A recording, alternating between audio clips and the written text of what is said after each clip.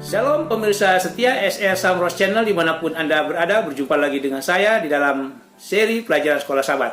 Dan pelajaran sekolah sahabat kita pada sahabat ini sudah memasuki pelajaran yang ke-12 dengan judul Hari Sabat Mengalami dan Menghidupkan Karakter Allah. Dan ayat intinya terdapat di dalam Markus pasal 2 ayat 27 sampai ayatnya yang ke-28. Di dalam pelajaran sekolah sahabat di situ ditulis seperti ini. Dan dia berkata kepada mereka, hari Sabat dijadikan untuk manusia dan bukan manusia untuk hari Sabat. Karena anak manusia adalah juga Tuhan atas hari Sabat. Mari kita tunduk kepala, kita berdoa.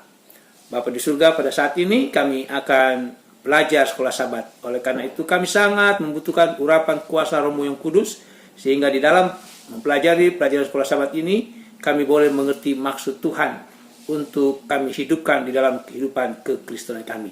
Di dalam nama Tuhan Yesus. Amin. Saudara-saudara, di Sabat petang ada sebuah cerita di mana ada seorang yang bernama Jody. Jody ini adalah seorang anggota daripada gereja kita, Gereja Masih Advent ke-7, yang dalam kehidupannya sangat mempraktekkan keyakinannya, kebenaran yang ada di dalam Alkitab, di dalam gereja Advent. Dan Jody ini dia mempunyai teman ataupun sahabat bernama Gail. Dan Gail ini dia sudah mempunyai suami. Satu kali suaminya Gail maksudnya akan keluar kota selama 6 pekan, ya kurang lebih 1,5 bulan. Dan Gail meminta Jody untuk menemaninya selama 6 Jumat malam.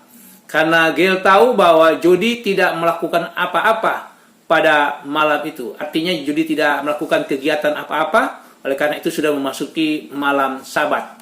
Selama 4 Jumat malam pertama mereka makan, mereka bermain musik dan berbagi pengalaman kekristenan. Dan pada akhir pekan kelima, Gail menceritakan kepada Jody bahwa ketika dia sedang berbelanja di sebuah mall, lalu dia melihat jamnya dan dia melihat bahwa sore ini sudah akan memasuki hari Sabat. Hari Sabat segera tiba.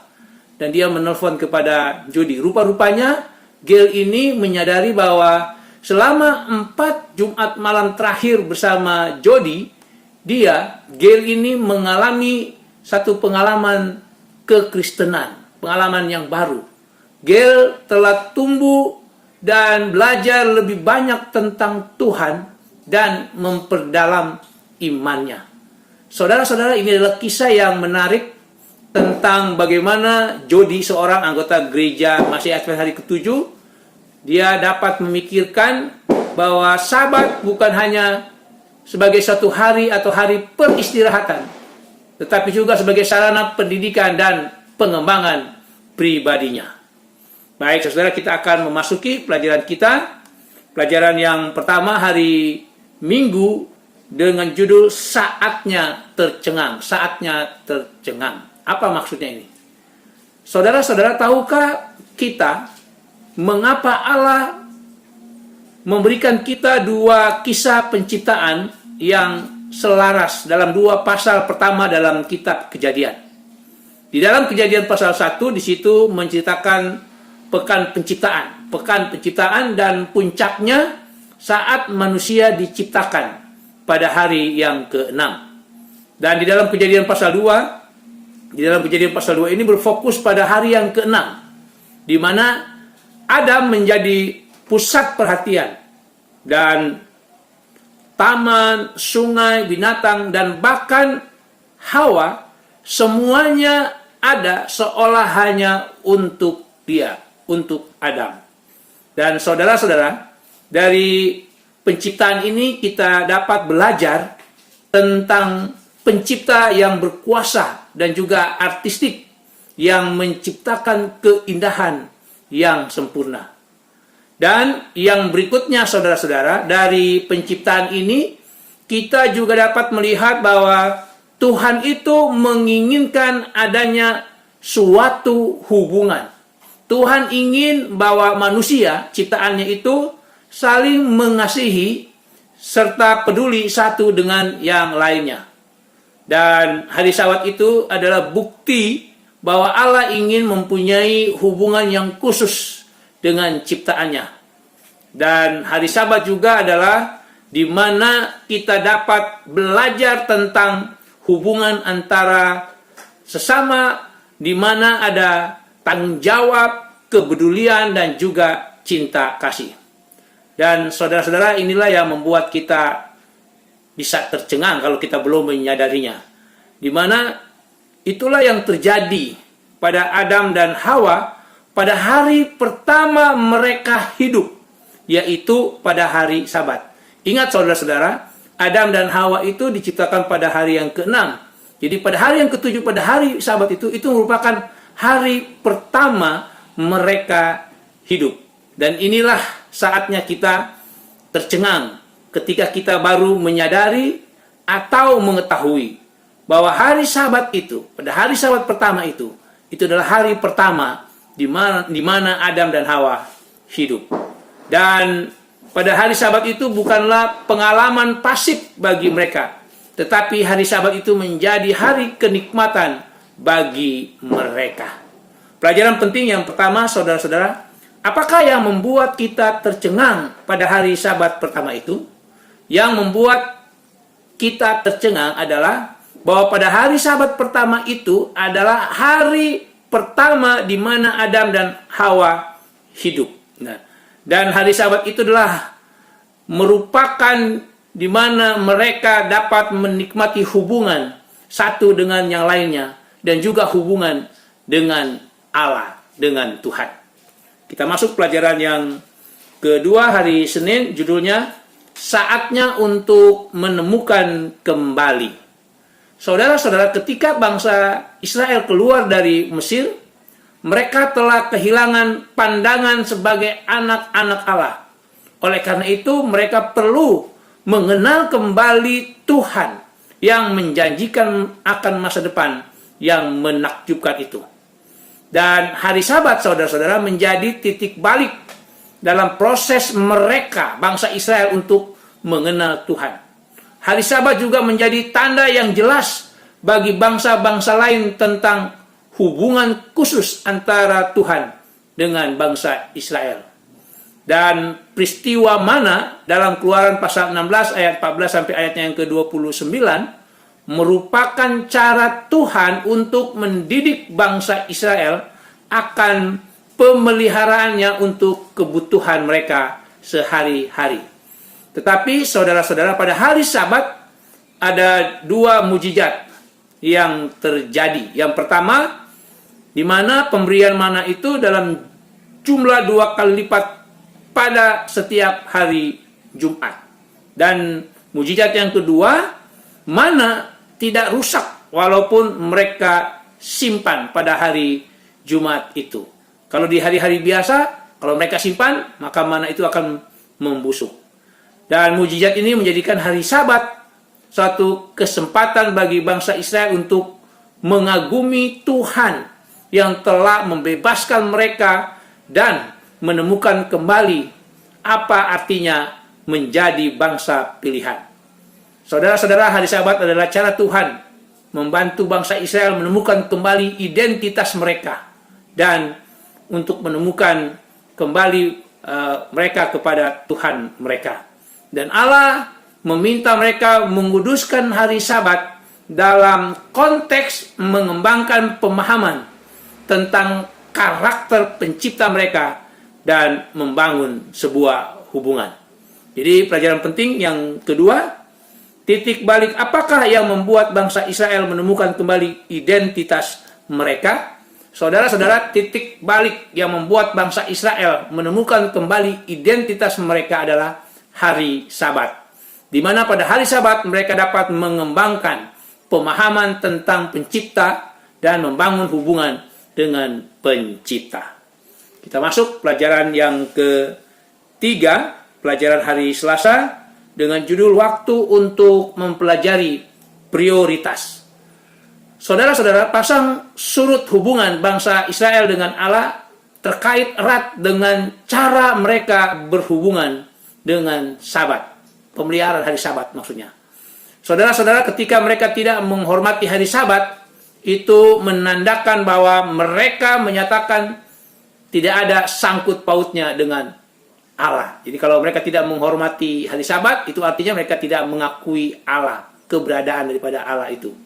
Saudara-saudara, orang Israel memang menampilkan diri sebagai pengikut Allah. Tetapi kehidupan mereka setelah selesai beribadah, yang dimaksud adalah ibadah Sabat, mereka menunjukkan bahwa mereka hanya semata-mata menjalankan peraturan. Tidak ada komitmen hati yang tulus terhadap hukum Allah tersebut. Terlebih khusus mengenai hukum hari Sabat. Itulah sebabnya Allah melalui Yesaya, di dalam Yesaya 58 ayat 1 sampai ayat yang ke-14, mengharapkan umatnya untuk dapat mengidentifikasikan diri mereka sebagai umat Tuhan. Dan pada dua ayat terakhir, yaitu ayat 13 dan ayat yang ke-14, Allah berfokus pada hari Sabat. Karena Allah mengharapkan umatnya memahami bahwa hari Sabat bukanlah hanya menjadi rutinitas ibadah, tetapi hari Sabat itu adalah untuk menjadi hari kenikmatan dan hari yang mulia. Maksudnya bahwa hari Sabat itu harus menjadi suatu kesenangan dalam mempelajari karakter dan tujuan-tujuan Allah. Kemudian menghidupkan karakter dan tujuan-tujuan itu dalam hubungan kita dengan orang lain. Jadi hari Sabat adalah waktu di mana kita dapat belajar dan menghidupkan sebuah prioritas. Jadi pelajaran penting yang ketiga, saudara-saudara, prioritas apakah yang Tuhan harapkan pada kita sehubungan dengan hari Sabat? Saudara-saudara, prioritas yang Tuhan harapkan yaitu supaya kita fokus kita pada hari Sabat itu adalah memahami bahwa hari Sabat itu sebagai hari kenikmatan dan juga hari yang mulia untuk mempelajari karakter dan tujuan-tujuan Allah dan menghidupkannya dalam hubungan dengan sesama. Kita lanjut pelajaran yang keempat, hari Rabu, waktunya untuk menemukan keseimbangan. Saudara-saudara, Yesus sangat menghormati dan menjunjung tinggi hukum Allah. Tetapi Yesus mengkritik para pemuka agama ketika Yesus mempertanyakan interpretasi mereka, para pemimpin agama itu, tentang hukum dan peraturan hari Sabat sehubungan dengan bagaimana Yesus memelihara hari Sabat. Kontroversi seputar penyembuhan yang Yesus lakukan pada hari Sabat dalam Lukas 13 ayat 10 sampai ayat yang ke-17 menyebabkan perdebatan rohani tentang sifat dosa, alasan hari Sabat itu dijadikan, lalu hubungan antara Yesus dan Bapa, dan juga otoritas daripada Yesus sendiri. Dan sikap Yesus terhadap hari Sabat dirangkum dengan baik di dalam ayat inti kita, secara khusus di dalam Markus pasal 2 ayatnya yang ke-27. Hari Sabat diadakan untuk manusia dan bukan manusia untuk hari Sabat. Saudara-saudara, di sini Yesus ingin menekankan bahwa hari Sabat itu seharusnya tidak menjadi beban. Hari Sabat itu dijadikan sebagai kesempatan, sekali lagi, untuk belajar tentang karakter Allah yang membuat hari Sabat itu dan belajar menghargai ciptaannya, belajar menghargai sesama manusia. Kenapa? Karena sangat mudah bagi kita untuk terjebak dalam segala bentuk peraturan. Saudara-saudara, peraturan itu sesungguhnya tidaklah buruk. Tetapi seringkali peraturan-peraturan terlalu diutamakan. Dan peraturan-peraturan itu dijadikan sebagai tujuan akhir daripada seharusnya peraturan-peraturan itu sesungguhnya sebagai sarana untuk mencapai tujuan. Di mana tujuan yang sebenarnya dari peraturan itu adalah untuk mengenal karakter daripada Tuhan, pencipta daripada hari Sabat itu, dan kita dapat mengenal karakter daripada Tuhan yang kita layani. Jadi pelajaran penting yang keempat, bagaimana kita menyeimbangkan peraturan hari Sabat dengan pemeliharaan hari Sabat itu. Saudara-saudara, cara menyeimbangkan peraturan hari Sabat dengan pemeliharaan hari Sabat adalah dengan menjadikan peraturan itu bukan sebagai tujuan akhir, tetapi jadikan peraturan itu sebagai sarana untuk mencapai tujuan, di mana tujuan yang sebenarnya adalah untuk memperkenalkan karakter daripada Allah yang kita layani itu. Kita masuk pelajaran yang terakhir, pelajaran hari Kamis, suatu waktu untuk komunitas. Saudara-saudara, sinagog atau tempat peribadatan orang Yahudi adalah tempat di mana orang-orang diberikan kesempatan untuk berkumpul bersama dan belajar. Dan bagi orang percaya saat itu, sinagog adalah tempat yang cocok untuk mengabarkan tentang Yesus. Dan hari Sabat adalah waktu atau kesempatan penting bagi komunitas untuk berkumpul dan belajar. Dan itulah yang dilakukan oleh Rasul Paulus. Kita bisa baca di dalam Kisah Para Rasul 13 ayat 14 sampai 45, Kisah Para Rasul 16 ayat 12 14, Kisah Para Rasul 17 ayat 1 sampai 5, dan juga Kisah Para Rasul 18 ayatnya yang keempat. Di mana Rasul Paulus pada saat itu dia bersaksi tentang Yesus kepada orang Yahudi dan juga orang lain yang takut akan Allah tiap-tiap hari Sabat. Saudara-saudara, penggabungan kesaksian pribadi dengan pekabaran Injil yang disampaikan melalui khotbah, melalui pengajaran, dan juga diskusi, itu menghasilkan perpaduan yang sangat kuat pada saat itu. Sehingga para pemimpin agama pada saat itu iri dengan otoritas, dengan kuasa daripada para rasul. Dan gereja kita, gereja Masehi Advent Hari ke-7 juga memiliki penggabungan kesaksian pribadi dan juga pemaparan Injil melalui khotbah dan pengajaran. Perpaduan antara ibadah sekolah Sabat dan ibadah khotbah dan juga pertemuan-pertemuan lainnya seperti KPA itu memberikan dasar pendidikan formal yang kuat. Walaupun semua itu masih perlu diperlengkapi lagi. Jadi pelajaran penting yang terakhir, kapankah waktu di mana kita dapat bersaksi tentang Yesus dalam komunitas? Waktu untuk kita bersaksi dalam komunitas adalah pada hari Sabat dan pertemuan-pertemuan lainnya. Di mana di dalam pertemuan itu digabungkan kesaksian pribadi dengan kabar Injil. Baik itu melalui khotbah, pengajaran, dan juga diskusi. Demikianlah pelajaran kita pada hari Sabat ini. Terima kasih, Tuhan Yesus memberkati. Mari kita tunduk kepala, kita berdoa. Bapa di surga, terima kasih. Oleh karena melalui pelajaran sekolah Sabat ini kami boleh mengerti apa maksud Tuhan menjadikan hari Sabat itu. Dan Tuhan sangat mengharapkan di mana pada hari Sabat itu kami boleh lebih lagi mengerti akan karakter Allah dan juga tujuan-tujuan daripada Allah menjadikan hari Sabat itu.